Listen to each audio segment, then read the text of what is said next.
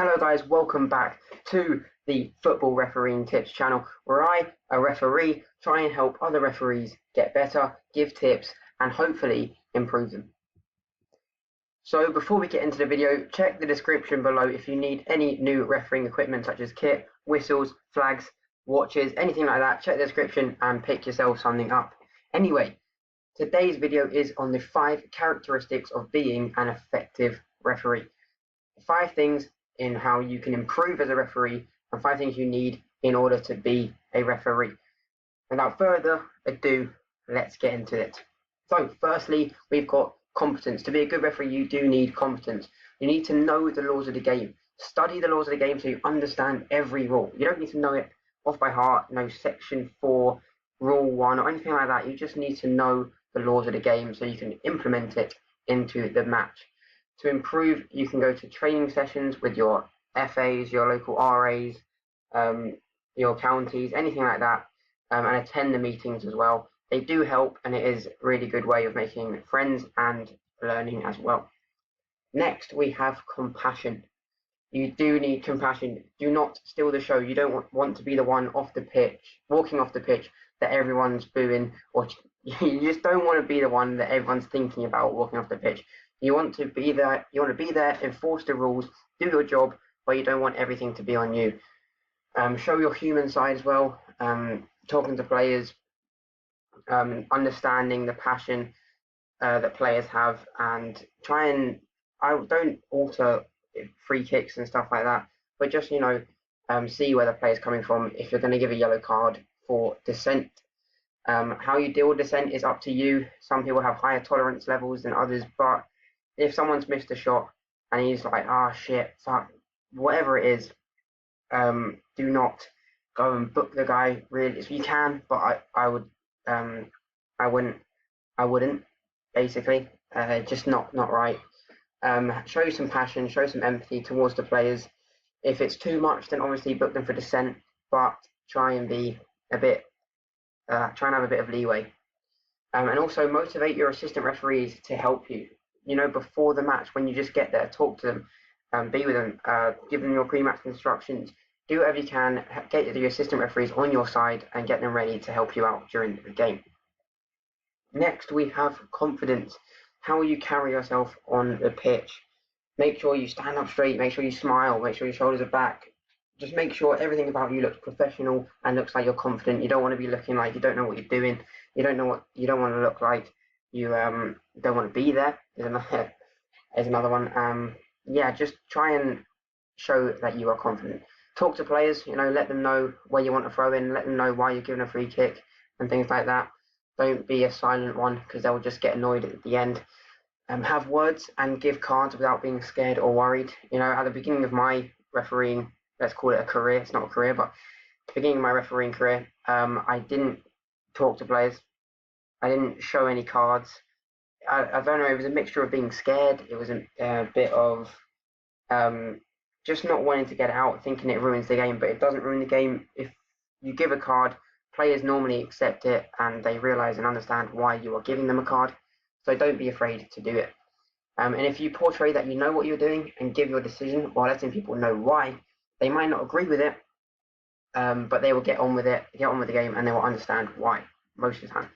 So if you give your decision, make sure you give it.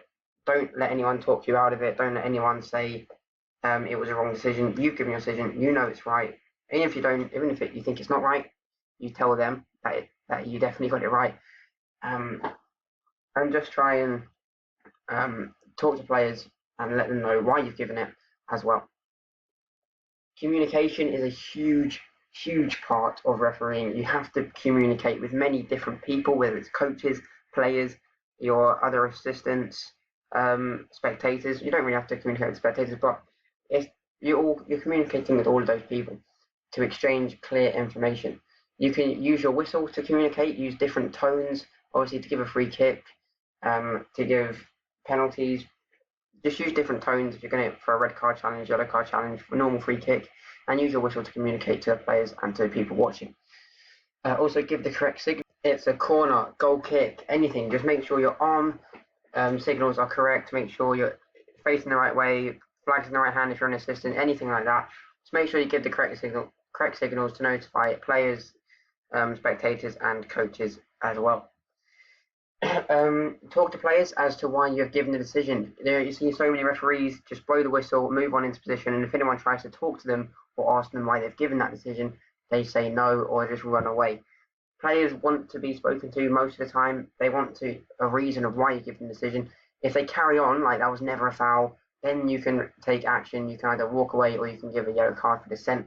But try and talk to players and try and explain why you gave the decision. And communication with the assistant is important. Have eye contact, always watching, hand signals. So when you're looking for a throw on, down below, pointing with your left hand right or your right hand the other way as to which throw on it is, and flagging for free kicks, anything like that, to make sure you have communication with your assistant and you both know how you are going to use that communication. Finally, we have consistency, and consistency is knowing what the players and the spectators expect. Don't give a red card out of nowhere. You know, if it's a yellow card challenge, you give a yellow card. If it's a red card challenge, give a red card. If it's just a free kick, give a free kick. Just know what the players and spectators expect. Give what you think is the correct decision, but also if you think it's going to be like, where has that come from? Try not to do that. Know the different levels and the quality of the players and the teams you are with. You know, if you're a higher quality team, they move faster. The back line goes up and down quicker, so there's more offside chances. And if in terms of play, you know, the higher levels you go, they normally like to pass the ball more and use passing play. Whereas if you're a Sunday League team, then they try and do over the top through balls, and they're going with stronger challenges as well, more likely to be red card. But then if they do go in that and they're all making challenges like that, then you have a higher tolerance level for those kind of challenges. So treat all players and teams equally as well. That's obviously a given. Don't, just because you hate one player or if he keeps going on at you, don't treat that player any differently. Treat all the players and teams equally. A foul that warrants a yellow card in the first half should also be a yellow card in the second half. You've got to be consistent with giving cards, with giving free kicks. If you give a foul for something soft, the same thing should be a foul for the whole game. You can't give a foul for one thing and then the same thing happens and you not give it. You've got to be consistent the whole game and give the same fouls the whole game, and yellow cards and red cards and etc. Anyway guys, that is the end of the video. Thank you for watching. Please like and subscribe and let me know in the comments what other kind of videos you want to see